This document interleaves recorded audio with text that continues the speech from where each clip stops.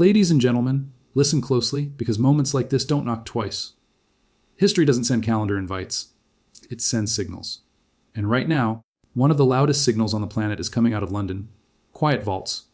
Tight supply. Exploding prices. What most people still think is just another commodity is rapidly transforming into a once-in-a-generation financial turning point. This is not hype. This is not speculation. This is reality unfolding in real time. It's happening. London's 150 million ounce silver crisis has collided with a 70 silver price, and what comes next will reshape fortunes by 2026.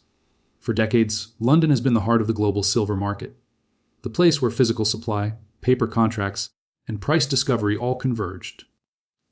The illusion was simple, unlimited liquidity, endless availability, and a belief that silver would always be there when needed. That illusion is now cracking fast. A 150 million ounce shortfall is not a small hiccup. It is a structural failure. It's the financial equivalent of discovering the reservoir is nearly empty after years of assuming it would never run dry. And here's the hook most people miss. Silver doesn't disappear overnight. It vanishes quietly, one industrial order at a time, one vault withdrawal at a time, one delivery delay at a time. By the time the public realizes what's happening, the price is no longer negotiating. It's dictating. Why does this matter so much? Because silver is no longer just money. It's infrastructure, it's energy, it's technology. Every solar panel, every EV, every data center, every military application depends on it. Demand is not cyclical anymore. It's structural. Governments can't print silver. Central banks can't stimulate more ounces into existence. And mining takes years, not months. That means the supply side is trapped while demand is accelerating. Now let's talk about that 7.2 silver price. Not as a ceiling, but as a signal. Prices don't rise because assets become popular. They rise because they become scarce. The move to $70 is the market's way of saying something is broken behind the scenes. When silver pushes through levels that were once considered impossible, it's not excitement, it's stress. Stress in the system. Stress in delivery mechanisms. Stress in trust. And here's where most people freeze. They wait for confirmation. They wait for comfort. They wait for permission. But wealth is never built in comfort zones. It's built in moments of uncertainty, when clarity is still forming and courage is required. By 2026, the conversation will be very different. Today, people ask, is silver too expensive? Tomorrow, they'll ask, where can I even find it? That shift, from price to availability, is when the real revaluation happens. That's when paper promises get questioned and physical reality takes control. Think about this deep literal. When confidence in paper markets erodes, value doesn't vanish, it migrates. It moves toward what is real, scarce, and essential. Silver checks all three boxes. And unlike gold, silver sits at the intersection of money and industry. That dual role makes it explosive in times of economic transition. This isn't about fear, it's about preparation. It's about understanding that major financial resets don't announce themselves with sirens. They unfold quietly, then suddenly. Those who prepared early look lucky. Those who ignored the signals call it unfair.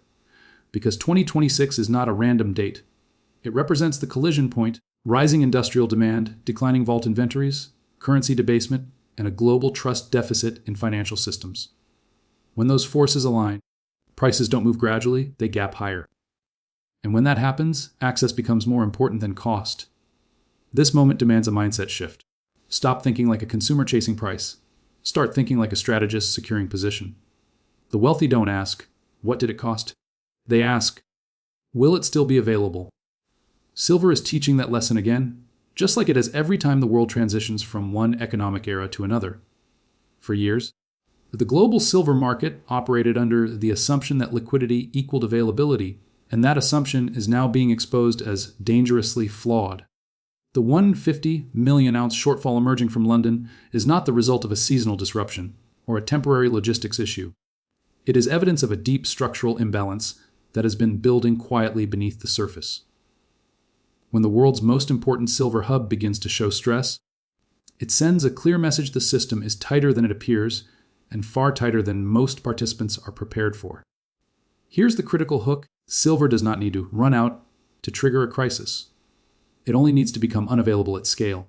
London's vaults were never designed to handle sustained physical outflows while simultaneously supporting an expanding paper market. Over time, claims on silver multiplied far faster than the metal itself. Futures contracts, unallocated accounts, and derivatives created the illusion of abundance, while the underlying physical base remained limited and increasingly strained. When even a small percentage of those claims begin to demand real delivery, the math breaks instantly. What makes this shortage especially dangerous is the inflexibility of supply. Silver mining cannot respond to price spikes in real time. New projects require years of exploration, permitting, financing, and development before a single ounce reaches the market. Existing mines are facing declining ore grades, higher energy costs, labor shortages, and tighter environmental regulations. Even with higher prices, supply growth remains sluggish, meaning the gap between demand and available metal continues to widen rather than close. Another overlooked factor is the shrinking pool of above-ground silver that can realistically return to the market. Much of the silver mined over the last 2 decades has been consumed industrially and is no longer economically recoverable. Unlike gold, silver is often used in small quantities across billions of products, effectively removing it from circulation.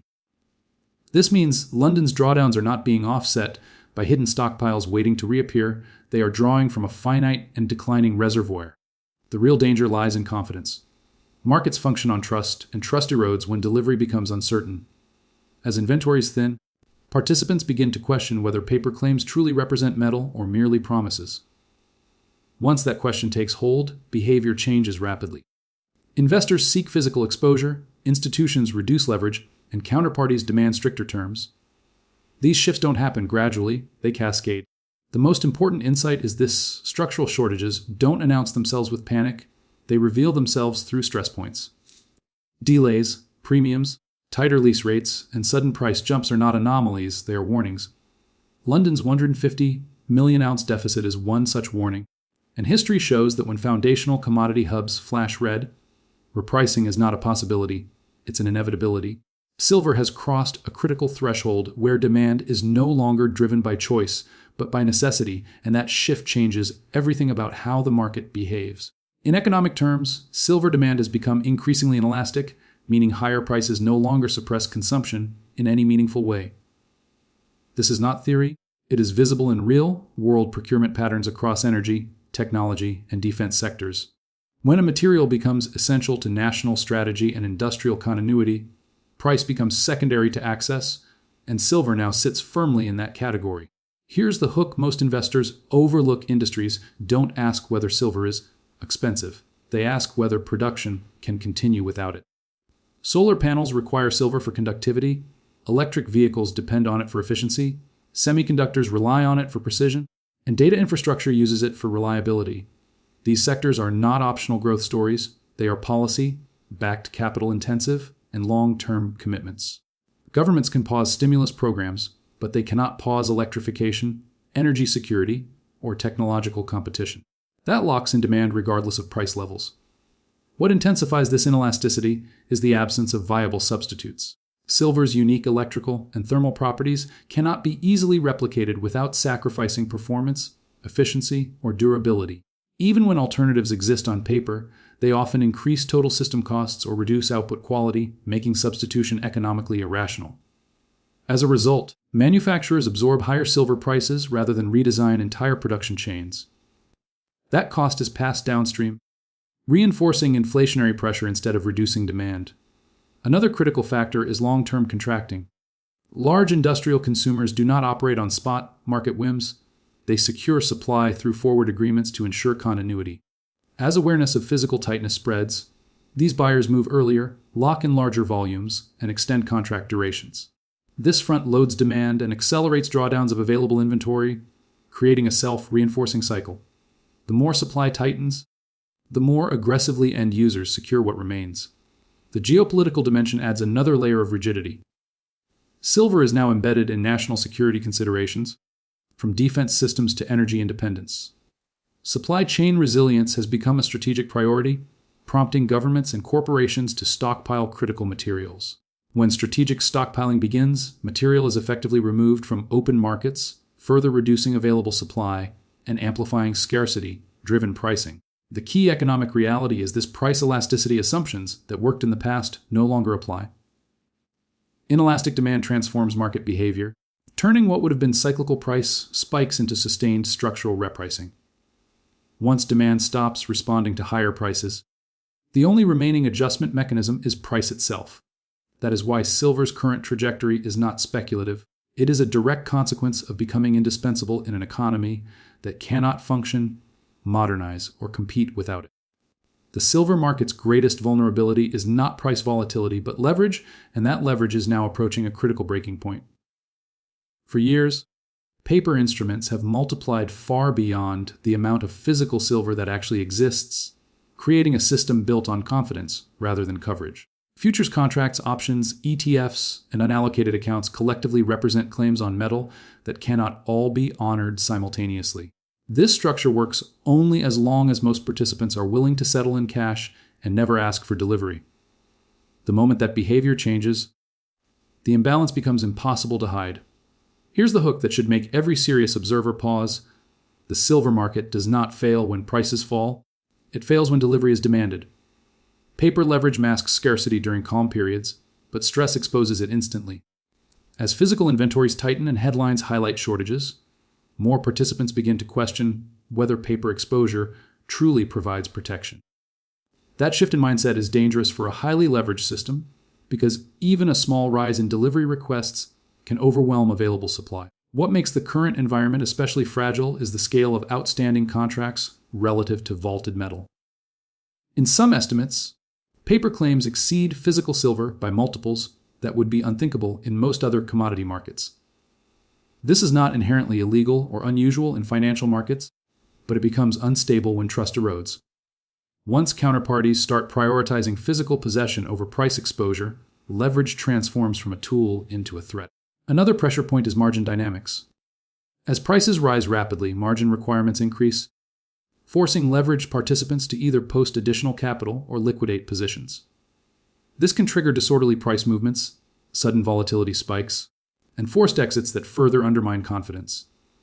In such environments, liquidity appears abundant until it vanishes, and paper markets can decouple sharply from physical reality. The risk of forced cash settlement looms large under these conditions. While contracts may allow for cash settlement legally, the psychological impact is severe. If market participants realize they can be paid off instead of receiving metal, the credibility of the pricing mechanism itself comes into question. At that point, futures prices no longer represent true supply, demand equilibrium. They reflect financial negotiation under stress. The most important insight is behavioral. Leverage only works when participants believe the system will function as promised. Once doubts take hold, reactions are nonlinear. Investors rush to convert claims into metal, institutions reduce exposure, and premiums explode in physical markets even if paper prices lag temporarily. This divergence is not a malfunction, it is a signal. History shows that heavily leveraged commodity markets do not unwind smoothly. They reset abruptly, often through sharp repricing events that re-anchor value to physical availability rather than financial abstraction. When leverage meets scarcity, paper markets don't gradually adjust, they are forced to reconcile with reality, and that reconciliation is rarely gentle. The silver market is entering a phase where traditional price signals are losing authority, and physical availability is becoming the dominant force in valuation. For decades, futures markets dictated price through volume and leverage, often disconnected from real-world supply constraints. That mechanism functioned smoothly when inventories were ample and confidence was high. Today, that balance is shifting. As physical silver becomes harder to source, price discovery is migrating away from paper benchmarks and toward tangible market conditions, where delivery timelines, premiums, and access matter more than quoted spot prices. Here's the hook that changes how you should read the market. When buyers stop asking, "What's the price?" and start asking, "Can you deliver?" the system has already changed. In stressed commodity markets, availability replaces valuation as the primary pricing signal. This transition is subtle at first. It shows up in widening bid-ask spreads, higher lease rates, regional price disparities, and persistent premiums over spot. These are not distortions, they are early indicators that the paper price no longer reflects true scarcity. Physical tightness introduces friction that paper markets are not designed to handle. Futures contracts settle on expectations, while physical markets settle on reality. When delivery delays become common, end users are forced to secure material earlier and in larger quantities, reinforcing demand pressure. At the same time, Holders of physical silver become less willing to sell, recognizing that replacement risk is rising. This reduces market float and amplifies price sensitivity to even small shifts in demand. Another critical dynamic is the breakdown of arbitrage. In efficient markets, price differences between paper and physical are quickly closed through arbitrage. But arbitrage requires reliable access to supply. When inventories thin and logistics become constrained, arbitrage weakens or disappears entirely. Paper prices may suggest stability, while physical markets quietly reprice higher through premiums and contractual terms. This divergence confuses casual observers, but is unmistakable to experienced market participants. The shift in price discovery also alters behavior across the value chain. Industrial consumers prioritize security of supply over cost optimization, locking in contracts and accepting higher prices to avoid production disruptions. Investors seeking protection move away from synthetic exposure toward allocated and deliverable forms. Each of these decisions reinforces the same outcome: less metal available to the open market and greater influence of physical scarcity on pricing. The key insight is that benchmarks only matter as long as they are trusted. Once participants believe that futures prices no longer guarantee access, those prices lose their signaling power. Markets do not wait for official acknowledgement of this shift, they adapt organically. When physical availability becomes the ultimate arbiter of value, repricing is not gradual, it is decisive, reflecting the hard limits of supply, rather than the soft assumptions of financial models. The current monetary environment is acting as a powerful accelerant for real asset demand, and silver is positioned at the center of this shift. Years of aggressive monetary expansion, rising sovereign debt, and persistent fiscal deficits have steadily weakened confidence in fiat currencies. Even when inflation data fluctuates, the long-term signal remains clear: purchasing power is being eroded structurally, not temporarily. In such conditions, capital does not remain idle. It seeks refuge in assets that cannot be created by policy decision, and silver fits that requirement precisely. Here's the hook that reframes the narrative: investors are not chasing silver for returns, they are fleeing currency risk. When real interest rates remain compressed or negative, holding cash becomes a guaranteed loss over time. Bonds, once considered safe, now carry duration risk, inflation risk, and credibility risk. This pushes capital toward tangible stores of value, especially those with additional utility beyond monetary function. Silver's dual role as both a monetary metal and an industrial input gives it an asymmetric advantage in this environment. What makes monetary conditions especially supportive is the absence of credible policy exits. Governments cannot easily normalize interest rates without destabilizing heavily indebted systems. Central banks may adjust rhetoric, but structural constraints limit their ability to restore long-term currency strength. This creates a prolonged period of uncertainty, where trust in fiat systems weakens gradually but persistently. During such phases, demand for hard assets does not spike once, it compounds. Another underappreciated factor is the global nature of currency debasement. This is not a localized phenomenon restricted to one economy. Competitive devaluations and trade realignments and geopolitical fragmentation are reinforcing demand for universally recognized stores of value. Silver, priced globally and traded across borders, benefits directly from this dynamic. As capital seeks neutrality in an increasingly polarized financial world, tangible assets with no counterparty risk become increasingly attractive. Inflation also interacts with silver demand in a nonlinear way. Rising input costs across energy, labor, and logistics raise the replacement cost of silver production, effectively setting a higher price floor. At the same time, inflation pushes investors to front-run future price increases, accelerating accumulation. This creates a feedback loop where monetary conditions support both investment demand and higher production costs, tightening the market from both ends. The deeper insight is psychological. Monetary instability changes behavior long before it changes policy. Households, institutions, and governments begin to prioritize preservation over yield, security over leverage. In that mindset, silver is no longer viewed as a speculative trade, but as a strategic allocation. When an asset transitions from being optional to being essential in portfolio construction, demand becomes more resilient and price dynamics fundamentally shift. The year 2026 represents a powerful convergence point where multiple long-term forces in the silver market are no longer theoretical, but fully operational. What has been building quietly for years, tightening supply, accelerating industrial demand, delayed mine development, and weakening confidence in paper markets, begins to intersect within a narrow time window.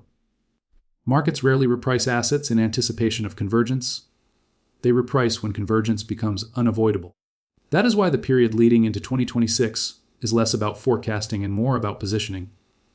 Here's the hook that defines this moment. Markets don't move when everyone agrees, they move when reality overwhelms denial. By 2026, above, ground inventories are expected to be meaningfully depleted, not just drawn down. These inventories act as the shock absorbers of the market, and once they thin, volatility is no longer optional, it is guaranteed. Without sufficient buffer stock, even modest disruptions can trigger outsized price responses. At the same time, industrial demand curves are locking in future consumption. Long-term contracts in energy, technology, and defense sectors are being written today based on multi-year production roadmaps.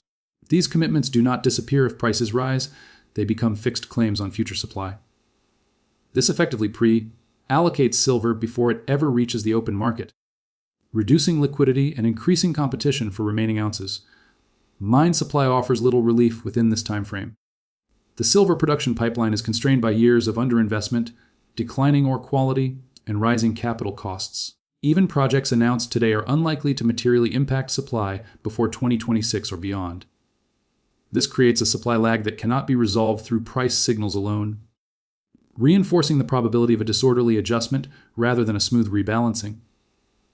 Another critical factor is confidence in market structure. As physical tightness becomes visible, trust in paper pricing mechanisms weakens. This does not require a formal breakdown, it only requires doubt. When participants begin to question whether benchmarks reflect deliverable reality, behavior shifts rapidly. Investors favor physical access, institutions reduce leverage, and hedging strategies are restructured. These changes amplify demand precisely when supply flexibility is at its lowest. The most important insight is that convergence compresses time. Years of imbalance do not resolve linearly, they resolve suddenly. Price moves that appear extreme in isolation often represent the market catching up to accumulated reality. By 2026, silver is not simply responding to one catalyst, but to the simultaneous activation of many. When supply, demand, and confidence all realign at once, repricing is not a forecast, it is a mechanical outcome driven by scarcity, necessity, and the hard limits of production. So let me leave you with this. Opportunities don't disappear, they transfer ownership. From the unprepared to the prepared. From the distracted to the focused. From those who wait to those who act. London's silver crisis is not the end of a story, it's the beginning of a reset. A reset in pricing, in trust, and in who controls real value. The question is not whether silver will matter by 2026. The question is whether you will be positioned before the crowd finally understands what's already happening. History rewards those who listen early, think independently, and move with conviction. This is one of those moments. Stay alert, stay prepared, and remember, when the system changes, those who saw it coming don't panic, they rise.